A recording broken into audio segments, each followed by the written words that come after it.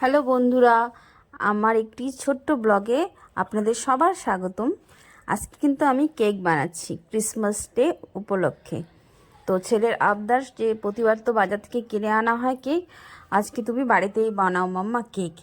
তাই চলে এলাম কেক বানাতে। ফার্স্ট টাইম বানাচ্ছি, তাই ভাবলাম তোমাদের সঙ্গে একটু শেয়ার করি। তো কেমন লাগলো সবাই একটু জানিও কমেন্ট করে। এ দেখো, আমি কিন্তু বিস্কুটগুলোকে গুঁড়ো করে নিয়েছি, আর এর মধ্যে আমি একটু চিনি দিয়েছিলাম, যেটা একসঙ্গে আমি চিনি আর বিস্কুটটাকে গুঁড়ো করে নিয়েছি।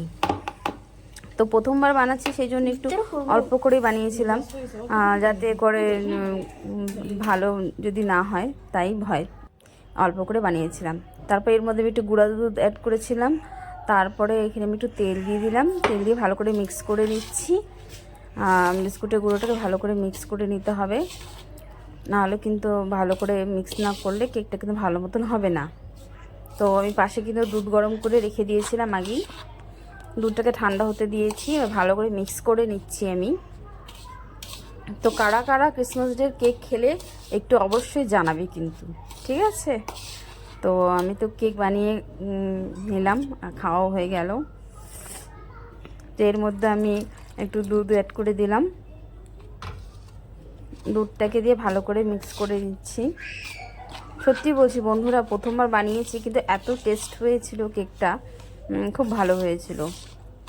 তো কারা কারা এরকম কেক ভালোবাসো আর কারা কারা কেক বানাতে ভালোবাসো একটু জানিও। আর আমার এই আজকের কেকের রেসিপিটা কার কার ভালো লাগলো সেটাও একটু জানিও কমেন্ট করে। তো আমার কিন্তু খুব ভালোই লাগে এরকম ছেলে আবদার করে একটু জিনিস বানিয়ে খাওয়াতে, আমার ভালোই লাগে। আমি চেষ্টা করি সব জিনিসটাই একটু করে বাড়িতে বানিয়ে ছেলেকে খাওয়ানোর খুব চেষ্টা করি। এর মধ্যে আমার মনে হলো আর একটু দুধ লাগবে, তাই আমি আর একটু দুধ দিয়ে দিলাম। দুধ দিয়ে আর ভালো করে মিক্স করে নিচ্ছি।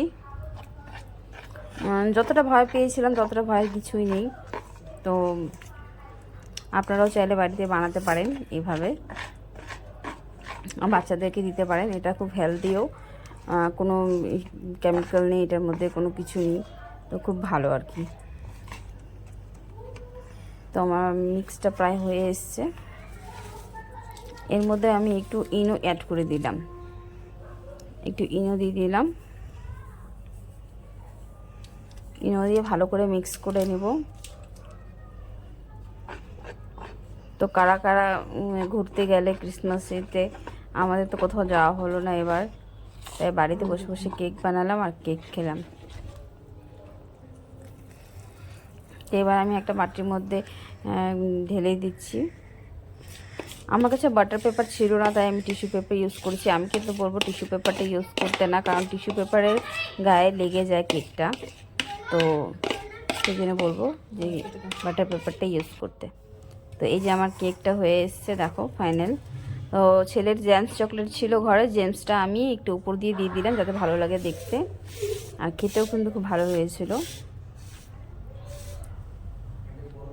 দেখো, এদিকে ছেলে বসে পড়েছে কেক কাটবে বলে, বলো মাম্মা আমি কাটবো কেকটা। তারপরে এই যে ও কেক কাটছে। তো চলো এবার কেকটা খাওয়া হোক। আর কেমন লাগলো আমার কেকের এই রেসিপিটা সবাই কমেন্ট করে জানিও। Tata, bye bye.